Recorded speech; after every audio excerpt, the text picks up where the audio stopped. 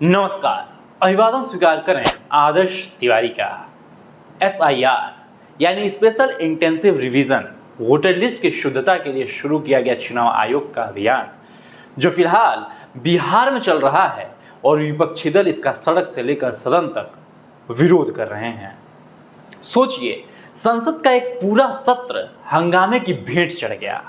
रोज नारेबाजी, रोज हंगामा, 300 से ज्यादा सांसद गिरफ्तार हुए और पूरे बिहार में राहुल गांधी और तेजस्वी यादव बार बार एक ही इल्जाम दोहरा रहे हैं, वोट चोरी हो रही है। अब उस मुद्दे पर सुप्रीम कोर्ट में सुनवाई के दौरान ऐसा क्या हुआ कि जज साहब को कहना पड़ा, बिहार के राजनीतिक दल कहां हैं, वो इतने निष्क्रिय क्यों हैं, वो कुछ कर क्यों नहीं रहे। और ये सवाल काफी गंभीर है।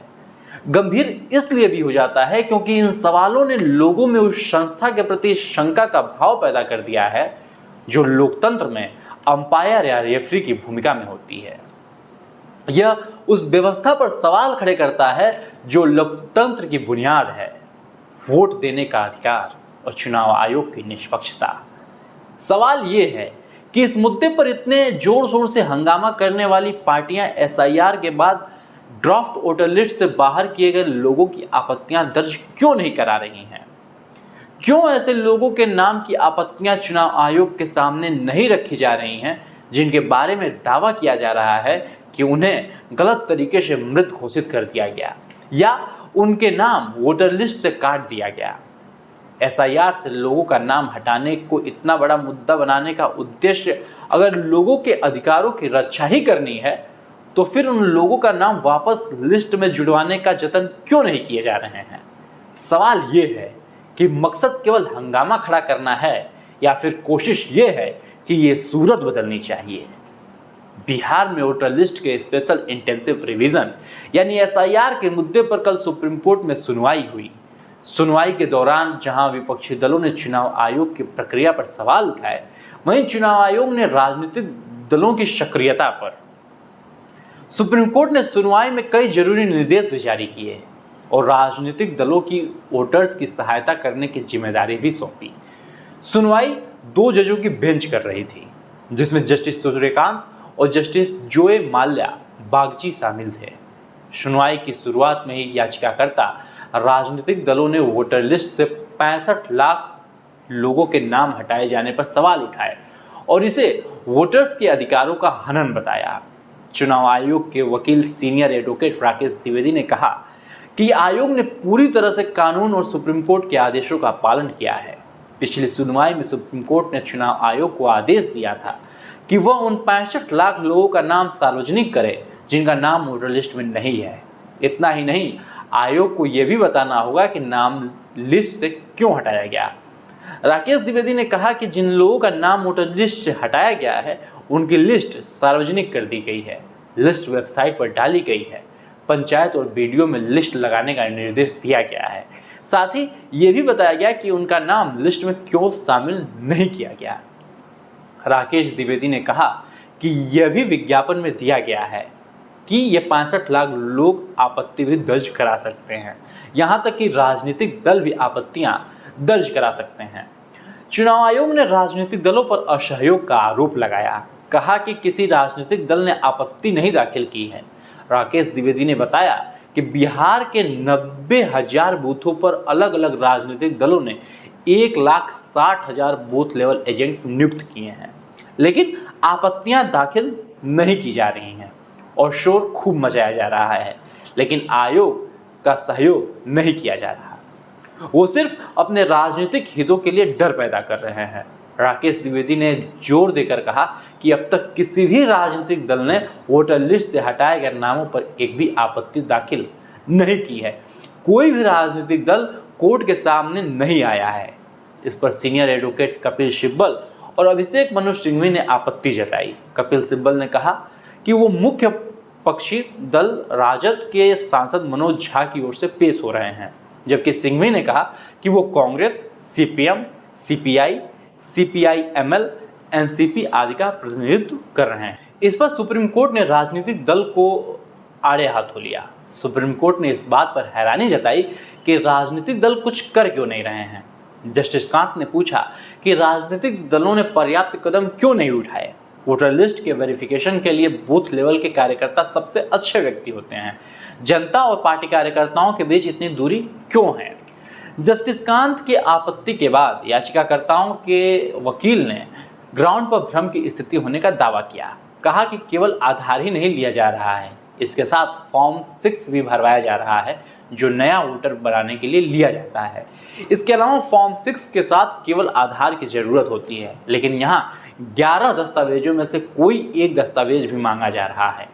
जस्टिस कांत ने कहा कि लोगों को अपना फॉर्म जमा करने दीजिए, चाहे वो आधार के साथ हो या फिर मैट्रिक के सर्टिफिकेट के साथ। राकेश द्विवेदी ने कहा कि लोग डॉक्यूमेंट जमा कर रहे हैं, थोड़ी प्रतीक्षा करिए और चुनाव आयोग पर भरोसा रखिए।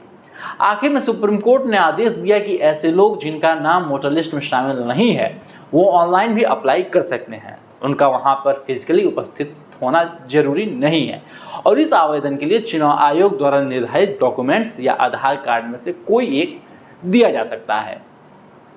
अभी तक आधार कार्ड को स्वीकार नहीं किया जा रहा था। इसके अलावा सुप्रीम कोर्ट ने सभी 12 राजनीतिक दलों के पदाधिकारियों और उनके बीएलए को यह निर्देश दिया कि ड्राफ्ट लिस्ट से बाहर किए गए लोगों के नाम पर आपत्ति दाखिल करें। इस मामले की सुनवाई 8 सितंबर को होगी। खैर, ये तो हो गया सुप्रीम कोर्ट की सुनवाई का हाल।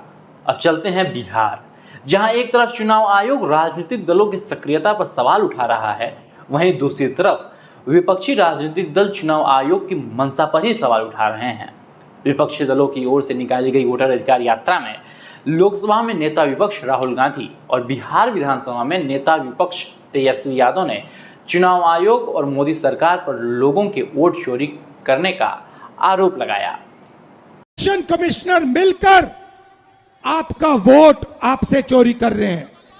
क्यों चोरी कर रहे हैं? क्योंकि वो जानते हैं कि आपकी शक्ति, आपकी आवाज इस संविधान में है और आपकी आवाज, आपकी शक्ति वोट से सुनाई देती है। आप देखिए, यहां पे इन्होंने लाइट ऑफ कर दी, लाइट काट दी। देखा आपने? लाइट काट दी, मगर ये सोचते हैं कि लाइट काटने से आवाज बंद हो जाती है। आवाज नहीं बंद होती, आवाज अंधेरे में सुनाई देती है और इसीलिए ये आपकी आवाज को बंद करने की कोशिश कर रहे हैं। कह रहे हैं कि भैया आपका जो हक है, जो वोट है, वो आपसे ले लेंगे। महाराष्ट्र में चोरी किया, हरियाणा में चोरी किया, कर्नाटक में चोरी किया, अब बिहार आए हैं और बिहार में इस यात्रा ने इनको मैसेज दिया है, भागलपुर ने, गया ने, पटना देगा कि बिहार में एक वोट चोरी नहीं होने देंगे। एक वोट चोरी नहीं होने देंगे। उधर प्रधानमंत्री नरेंद्र मोदी भी बिहार में ही थे। उन्होंने गया से 13,000 करोड़ रुपए के अलग अलग प्रोजेक्ट्स का शिलान्यास और लोकार्पण किया। बेगूसराय में गंगा नदी पर औंटा सिमुरिया पुल की सौगात दी। इस दौरान उन्होंने रोड शो में भी किया और एक जनसभा को संबोधित किया। प्रधानमंत्री ने अपने संबोधन में विपक्षी दलों पर भ्रष्टाचार और वोट बैंक की राजनीति का आरोप लगाया। आप सोचिए, आज कानून है कि अगर किसी छोटे सरकारी कर्मचारी को 50 घंटे तक हिरासत में रख दिया तो अपने आप वो सस्पेंड हो जाता है। ड्राइवर हो, छोटा क्लार्क हो, प्यून हो, उसकी जिंदगी हमेशा हमेशा के लिए तबाह हो जाती है।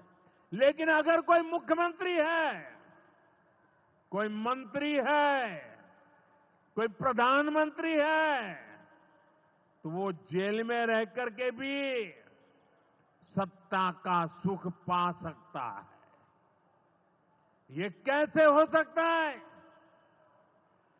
हमने कुछ समय पहले ही देखा है कि कैसे जेल से ही फाइलों पर साइन किए जा रहे थे, जेल से ही सरकारी आदेश निकाले जा रहे थे।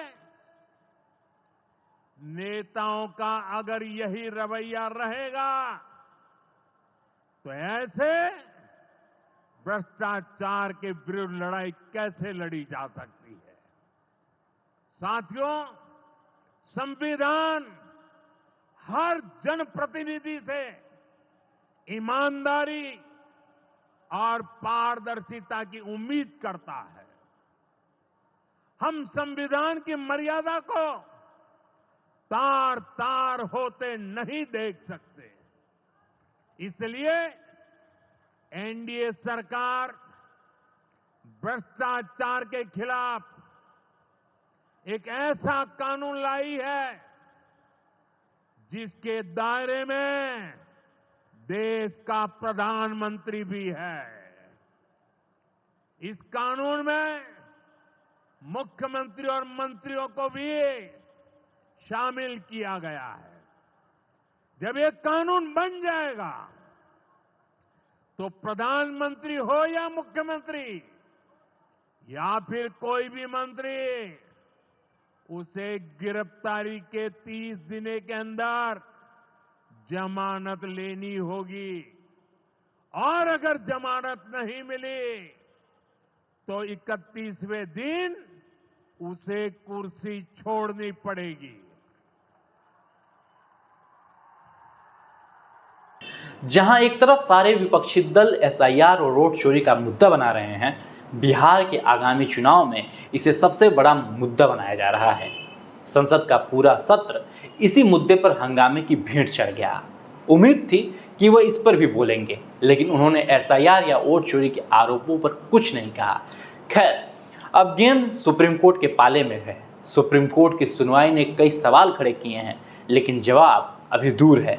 सबसे बड़ा सवाल तो यही है कि क्या वोट चोरी का आरोप अब चुनाव आयोग पर लगना बंद होगा या फिर लोकतंत्र की बुनियाद पर यह अविश्वास लगातार मंडराता रहेगा। आज के लिए दीजिए मुझे इजाजत। यदि इस वीडियो को आप यूट्यूब पे देख रहे हैं तो चैनल को भी सब्सक्राइब करें और फेसबुक पे देख रहे हैं तो पेज को तुरंत फॉलो करें। धन्यवाद।